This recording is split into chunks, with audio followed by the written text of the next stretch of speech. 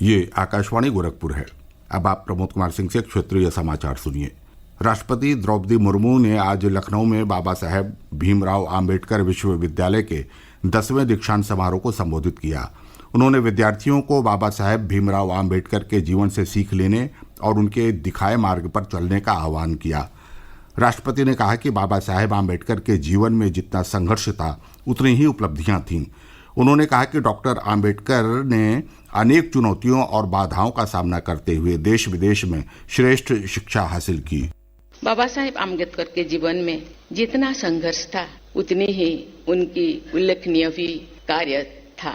बचपन से ही मेधावी छात्र रहे डॉक्टर आम्बेडकर ने अनेक चुनौतियों और बाधाओं का सामना करते हुए देश विदेश में श्रेष्ठ शिक्षा हासिल की। एक प्रसिद्ध विद्वान, मानवाधिकार कार्यकर्ता और कुशल वकील होने के साथ साथ वे स्वतंत्र भारत के संविधान निर्माता और देश के पहले कानून मंत्री भी थे। अपनी दूरदृष्टि के द्वारा उन्होंने अपनी व्यक्तिगत उपलब्धियां का इस्तेमाल और समाज कल्याण हेतु व्यवस्थाओं और प्रक्रिया को सुधारने के लिए किया। उनका जीवन मूल्यों और सिद्धांतों पर आधारित था। उनके आदर्श और मूल्यों से प्रेरणा लेकर आप सब कठिन से कठिन लक्ष्यों को भी साध कर सकते हैं।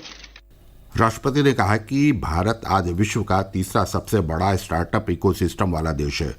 उन्होंने कहा कि विश्वविद्यालयों और शिक्षण संस्थानों को इस इकोसिस्टम का पूरा लाभ उठाना चाहिए और अपने विद्यार्थियों को शोध और नवाचार के लिए प्रोत्साहित करना चाहिए।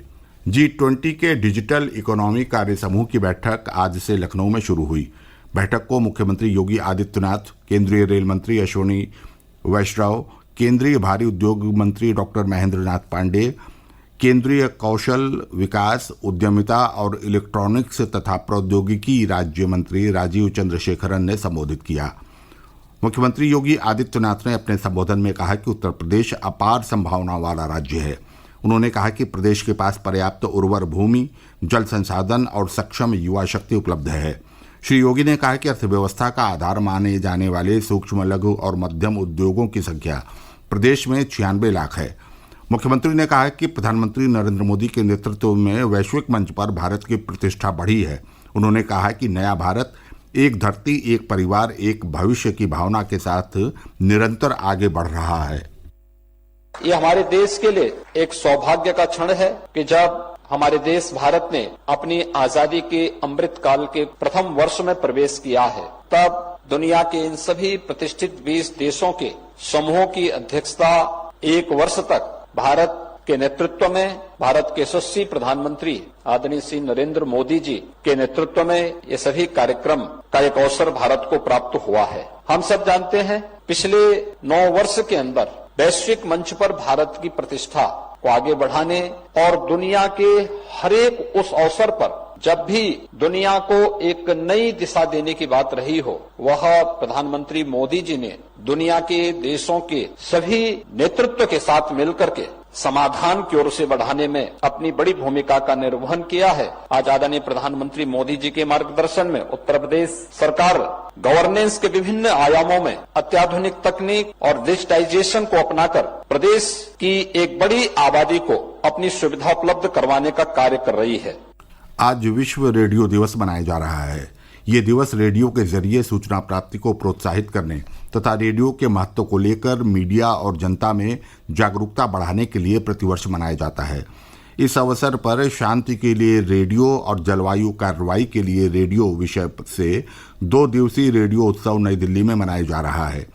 सामुदायिक प्रसारक अर्चना कपूर ने इस उत्सव की शुरुआत की थी, जिसे प्रत्येक वर्ष मनाया जाता है। G20 की अध्यक्षता ग्रहण करने के साथ भारत 6वें रेडियो उत्सव द वे फॉरवर्ड में G20 की कार्यसूची और कार्यकारी बिंदुओं पर विचार विमर्श कर रहा है।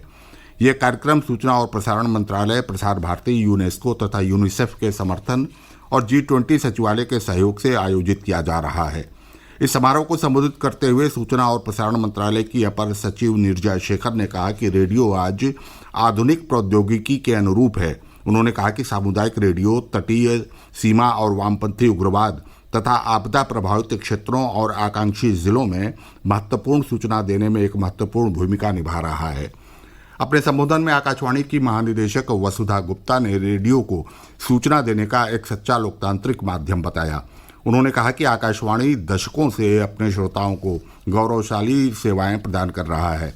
समाचार समाप्त हुए। नमस्कार।